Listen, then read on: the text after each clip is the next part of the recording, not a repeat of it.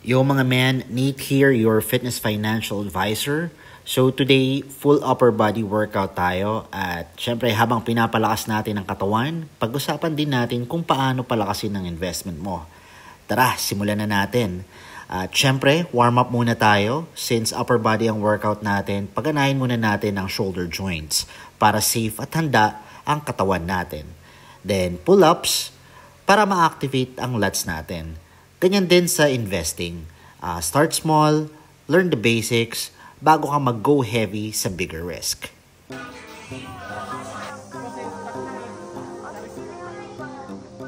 Start tayo sa chest. So, ang first up is incline dumbbell press. Ito ang builder ng upper chest para solid at define ang shape. Parang long-term investments, dito nagagaling ang bulk ng growth at future gains mo. The earlier you start, the stronger the results.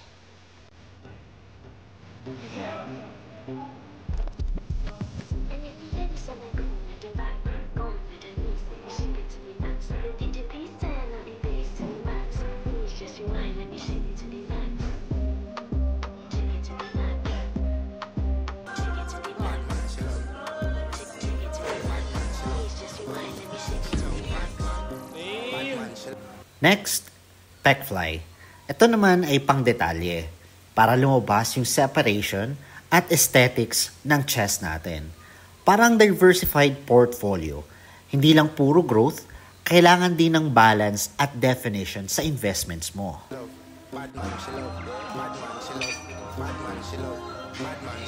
Back workout naman tayo. T-bar row close grip. Ito ay para sa thickness ng middle back natin. Parang core investments mo.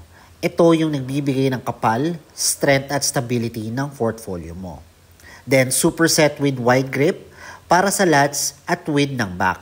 Parang additional investments, pinapalawak yung reach at growth potential ng assets mo. Then shoulders. Side lateral raises para sa side delts. Ito ang nagpapalapad ng shoulders natin at mas magandang V-taper. Parang investment sa different industries. Spread out para mas balance at solid ang build mo. Sa arms naman tayo, biceps preach curl. Dapat slow and controlled para ma-isolate yung biceps at maiwasan ng shortcuts. Ganyan din sa investing, kailangan disciplined at steady. Hindi pa dalos-dalos kasi sa consistency at focus, doon mo makukuha ang tunay na long-term gains. Then, reverse grip curls. Target na to, forearms at brachialis for fuller arms. Parang extra layer ng investment. Hindi flashy pero importante for long-term strength. Last workout, cable tricep pushdowns. Ito ay pang solid ng horseshoe shape ng triceps na nagbibigay ng kapal at definition sa arms natin. Parang reinvesting din. Steady, reliable at tuloy-tuloy na nagbibigay ng support para mas defined at mas buo ang future gains mo.